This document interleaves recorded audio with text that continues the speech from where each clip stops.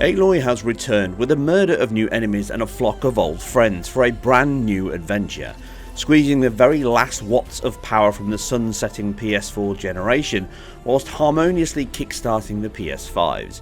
Have Guerrilla reinvented the wheel in Forbidden West? Let's dive in and find out.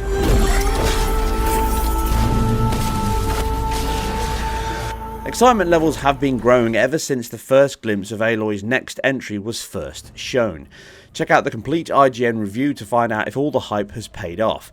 First things first, the most important, well not really, the numbers game. The PS4 tops out at 1920 by 1080, but that is not the whole story, as it now appears to use checkerboarding to hit this level. The result is we can see some half-width counts and even a 900p height, although this may and is likely a breakdown in that reconstruction technique, which is almost impossible to decipher from the outside in. The very point of the techniques, to be honest. The reduction in pixel shading is the big saving here, but I'll talk about IQ shortly. The Pro is really the refined version of the PS4, pretty much as expected, offering the sharper and cleaner IQ as it now renders at an increased 3200 by 1800. A reduction on the previous 3840 by 2160 checkerboard solution from the previous entry. It again relies on checkerboarding method to resolve its final sharp and clean output, meaning the improvement over the 1.8 teraflop PS4 is substantial and resolves many of the issues I will cover shortly regarding the PS4 output. Finally, the big boy in the PS5 clearly uses its phenomenal power hike to offer two options. A full native 4K, which is clearly the sharpest and most visually impressive of all the modes, via its 30 FPS resolution mode, resolving any IQ issues with a sharp and stable image that is now genuinely blurring the lines between offline and real-time rendering. There are still a few sharp and shimmery edges on specular highlights, but again that's the choice of a very light TAA solution used by the team. If you want 60 FPS though, as PS5 players are now used to after that Zero Dawn backwards compatibility patch last year, then the performance mode has you covered. The cost is now reverting to a similar Pro-Light checkerboard output, still at 1800p, but now resolved via this temporary accumulated method. The drop in pixel clarity is very minor, but it can be seen in high frequency areas of the screen under movement, specifically within textures, thin foliage, reflective surfaces and post effects such as screen space reflections. Although the doubling of the frame rates heavily mitigates this, within a minute or so the resolution delta fades away, largely helped by the temporal increase in pixels and fill rate within the same time. The game does use a minimal TAA solution that reconstructs a single previous frame back into a higher output with a mixture of FXAA on top. It is not egregious with its coverage, so they get no ghosting trail or image blur that is largely the Achilles heel of such AA methods. The solution is similar to Zero Dawn, which again used FXAA and TAA, which means on PS4 it can leave a shimmering and unstable image, often with the density of foliage and thin specular edges being key areas that stand out. Due to that lower base resolution and shading as mentioned, and the fuller minutiae of screen elements presents a visually striking but unstable IQ at times, even on a 1080p screen. In reality though, the sacrifices to image quality are minor compared to the additions. Volumetrics are much better, more stable, and also receive projected shadows from characters, post effects more abundant with much better quality screen space reflections, although these seem to be mixed with dynamic projected cube maps in outdoor sections to balance the GPU load. Possibly the biggest though is the sheer increase in flora and fauna. The density across the worlds now is much higher than the previous entry. Here though they have flourished the world with a vast amount. Even on the PS4 the interaction levels have been increased, with the team clearly working on aspects myself and others highlighted in the first title. Long reeds of grass still collide and sway as you walk through, but almost all other bushes and even grassy areas now push aside and move when Aloy runs, rolls or crawls through, including lily pads on water.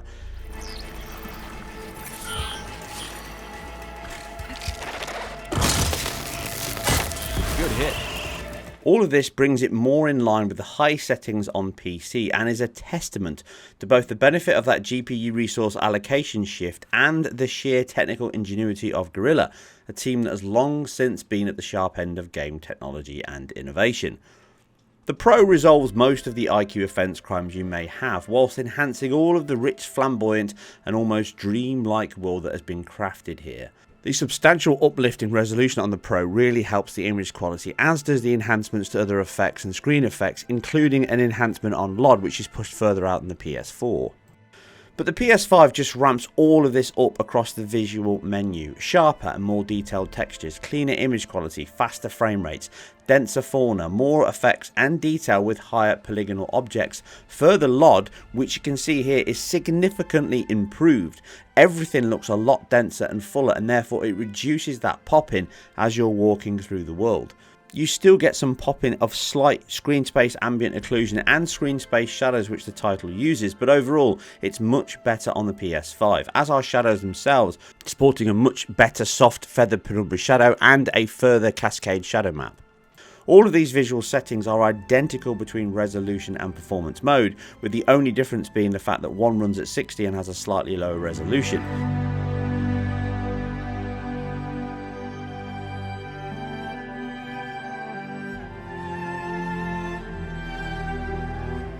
Another welcome addition to the PS5 version is that hero lighting, which now runs in gameplay and cinematics, which it doesn't run on the PS4 and the Pro. It enhances both the character model of Aloy and the material quality throughout, and it blurs that line much closer between those real-time cinematics and gameplay. It makes a significant leap in quality, certainly moving the character from a gamey look you see on PS4 and Pro to this much improved look on the PS5. It does have some small issues causing Aloy to glow in darker areas, which doesn't affect other characters, but generally it is a welcome improvement to visual fidelity. This is a cross-generational title at heart, but visually they have improved significant areas. But it's a struggle to say which one you're most impressed with. The enhancements the PS5 offers over the other versions, or just how good that base PS4 version still is.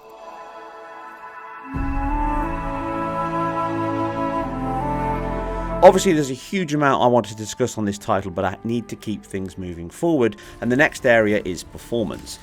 The PS4, as of patch 1.03, which might even be newer by the time the game launches, it's equally, if not better than Zero Dawn. Some minor skips and dips happen from the opening 3 hours of the title, but overall it's pretty mild. With such a large game with so many dynamic areas though, it may have some worse areas, but from my playthrough I was more than impressed in both the quality and fidelity of the PS4 version. The Pro is largely the same story, but it can present some minor skips and stutters into 16, 33 and even 66 milliseconds. These are, though, from these tested heavier sections, very brief and imperceptible to almost all players. The root cause here is not easy to pick up. It is obviously related to things like GPU, dense alpha overdraw and particle effects, but it could equally be just memory allocation issues which is causing these mild stutters. In general play though, I never really felt anything bad at all, aside one element of the gameplay which I won't touch on here for spoilers that can have some small performance hiccups, but overall the Pro version is impressive as well.